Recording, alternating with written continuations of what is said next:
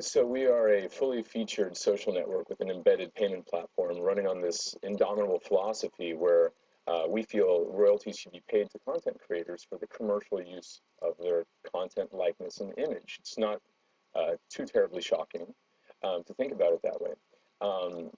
In general, industries do work like that, except for social. It's right now 100% inefficient, where the established platforms monetize to the tune of billions of dollars of revenue per month. The top platform generates over 640 million $640 million of EBITDA per month off of the backs of everybody's free content, right? And we just think that there's a better way to do things. If you can figure out a model where you don't have to separate content value from the content creator, um, there might be a play there. For us, we focus on distributing essentially the established players' models, which rely on advertising, sponsorships, and third-party application dollars, distributing that purchasing power in mass to everybody's accounts on our platform, and then giving them things to do with that money, peer-to-peer payments, merchant services, credit, and the first thing we launched with a couple of days ago was donations. I mean, it's undeniably good for the content creators who are going to be making some sort of revenue back on whatever they're creating.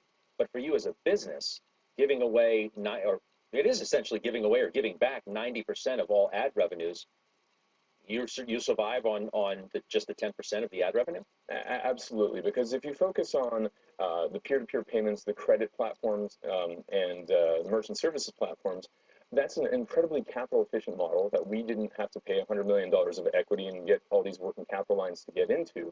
It's 100% cash flow in a sense, and we'd rather focus on our sustenance there rather than separating you, the content creator, or me, the proud dad who's a content creator, or the 50 Cents or the Carmelo Anthony's or any of these musicians and so forth who are on the platform away from their content dollars. Everybody is impacted by this, from Disney, which prints 5 billion impressions on Facebook per month and gets absolutely nothing for it, and that's all their Star Wars and Marvel and Avengers and Cinderella and so forth, to Guns N' Roses and the brand that almost blew up the band and fortunately is still with us, and then somebody like myself. There's actually a better way to do it, and social is the last bastion of inefficiency, and we're applying the YouTube model to that.